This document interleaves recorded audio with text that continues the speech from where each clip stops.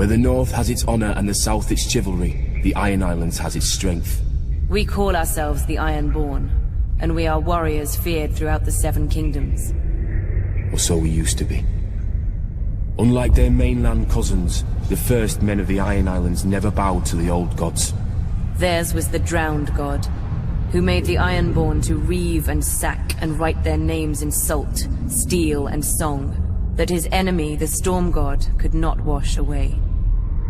We raised our kings from our own ranks, and used beaten foes as thralls to work our mines and farm our land. Or as salt wives, if a woman was pretty enough. Such was the old way, and while we followed it, we held sway wherever the waves were heard. When Aegon came demanding fealty, King Harren the Black ruled as far east as the Trident. Other kings like the Starks could kneel, but Harren was Ironborn, and the Ironborn must be beaten. In Harrenhal, he had the mightiest castle in Westeros, and the army to defend it. But Aegon did not intend a siege. He mounted his dragon and roasted Harren and all his sons in their tower, and the Old Way with them. Because of Harren's defiance, Aegon pushed the Ironborn back to our islands and gave the Riverlands to the Tullys. But he did allow the Ironborn to choose who would lead them. House Greyjoy had always been one of the greatest houses of the Iron Islands.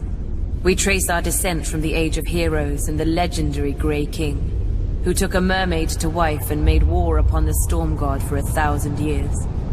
Blessed by the drowned god, the Grey King fought and slew Naga, the great sea dragon, and took her fire for his own.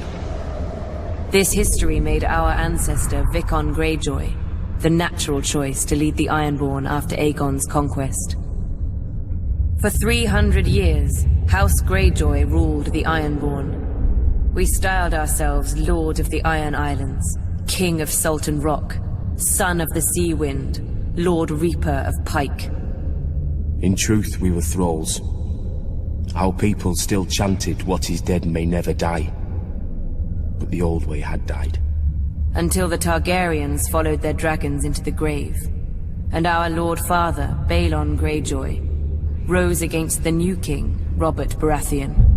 He seized our ancient crown and sent our Iron Fleet against the Lannisters at Lannisport, burning all their ships before any could weigh anchor. Though Robert and Eddard Stark would later defeat him, they understood us no better than Aegon. The Greyjoy sigil is the Kraken. What it grasped once, it will never surrender. What is dead may never die, but rises again, harder and stronger.